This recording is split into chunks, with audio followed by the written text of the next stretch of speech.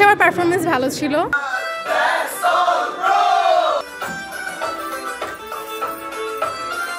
মেফিস্টোফেলিস চরিত্রটি অতি প্রাকৃতিক চরিত্র, তো যার কারণে মানে এটার বাস্তবের কোনো আমরা বাস্তব চোখে এটা দেখতে পাই না যে শয়তান ডেভিল যে ক্যারেক্টার এটা করতে হচ্ছে। প্রথমত হচ্ছে আমি মানুষের যে ব্যাড ইফেক্ট বা মানুষের যে মিথ্যার যে প্ররোচনা বা মানুষের যে মোহর পেছনে যে ছুটে চলা এগুলোর পেছনে একটু স্টাডি করতে হয়েছে। তারপরে হচ্ছে কিছু অ্যাক্টিং মেথড ফলো করতে হয়েছে, বিশেষ করে আমি মাইকেল চেকোভের কিছু অ্যাক্টিং মেথড ফলো করেছি। আগে নিজেকে প্রস্তুত করে নেওয়ার জন্য শারীরিক কসরত করে থাকি, তারপর হচ্ছে নিজের ক্যারেক্টার নিয়ে ভাবি, অ্যানালাইজ করি ক্যারেক্টারকে নিয়ে।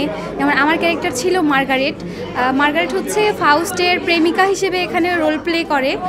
সেখান থেকে মার্গারেটের যে জার্নিটা শুরু হয়, পার্টির মধ্যে তাকে দেখে পছন্দ করে ফেলে ফাউস্ট। তারপর হচ্ছে তার জাদুবিদ্যার ফলে মার্গারেট হচ্ছে ফাউস্টের প্রেমে পড়ে। তারপর ওখানে কিছু একটা কাহিনী আছে যেখানে বলা আছে যে মার্গারেট প্রেমে পড়ে, কিন্তু হচ্ছে ওখানে ফাউস্টের জাদুবলের কারণে প্রেমে পড়ে। তো ছোটোবেলা থেকে আমি হেলেন চরিত্র নিয়ে মানে অনেক দেখেছি, ভেবেছি। কারণ হচ্ছে আমি যখন মানে হেলেন অফ ট্রয় যে মুভিটা সেটা অনেক আগেই দেখেছিলাম, তো সেটা দেখার পর থেকে মানে হেলেন চরিত্রটা নিয়ে আমার অনেক ভালো লেগেছে। কারণ হচ্ছে হেলেনকে নিয়ে যে যুদ্ধটা হয়েছিল, মানে একটা ট্রয় নগরী পুরা হেলেনের জন্য ধ্বংস হয়ে যায়। অর্থাৎ মেফিস্টোফেলিস যে নরক থেকে কুকুর হয়ে এই পৃথিবীতে এসে আসবে। প্রথমে স্যার যখন আমাকে এই ক্যারেক্টারটা দিল তখন আমি কুকুরের ডাক পারতাম না। আমি স্যারকে বললাম স্যার এটা করো না, স্যার বললো তুমি পারবা, করো। পরবর্তীতে আমি প্রায় 15 দিনের মতো আমি কুকুরের সাথে থাকছি, রাত্রে তাদের সাথে ঘুমাইছি। একটা কুকুর কিভাবে হাঁটাচলা করে, একটা কুকুর কিভাবে ডাকে, একটা কুকুর কিভাবে তার ডাক প্র্যাকটিস করতে হয়, কীভাবে সে কোন কোন সময় ডাকে এবং কীভাবে তার মুভমেন্টগুলো করে, তার শরীরের আচরণগুলো কীভাবে হয়। ফাউস্ট গোথের লেখা নাটক।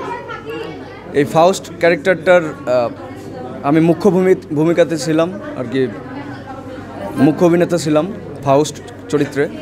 তো এই ফাউস্ট চরিত্রটা করতে গিয়ে আমার বেশ কিছু ধকল গেছে। ধকল বলতে আমার ক্যারেক্টারটা হয়ে উঠতে গিয়ে আমার কিছু কিছু অভিজ্ঞতা নিতে হয়েছে। আমার ফাউস্টের সেই হতাশা, ডিপ্রেশন, ফাউস্টের যে সমগ্র বিশ্বটাকে দেখার যে তার তাড়না, সেটার মধ্যে ঢুকতে হলে আমার তেমনভাবে নিজেকে হচ্ছে আমার মাইন্ডটাকে সেট করতে হয়েছে।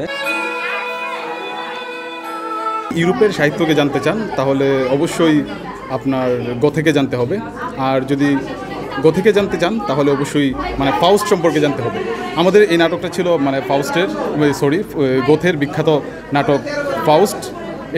এটিকে মূলত সবচেয়ে বিশ্ববিখ্যাত একটি স্ক্রিপ্ট বলা হয়ে থাকে, আর এটি 2টা পার্টে বিভক্ত। প্রথম পার্টটি প্রায় 30 বছর সময় লেগে গেছে প্রথম পার্ট লিখতে, আর আমরা এটি মঞ্চায়ন করেছি এই বিশ্ববিদ্যালয়ে প্রথমবারের মতো এই মঞ্চায়ন।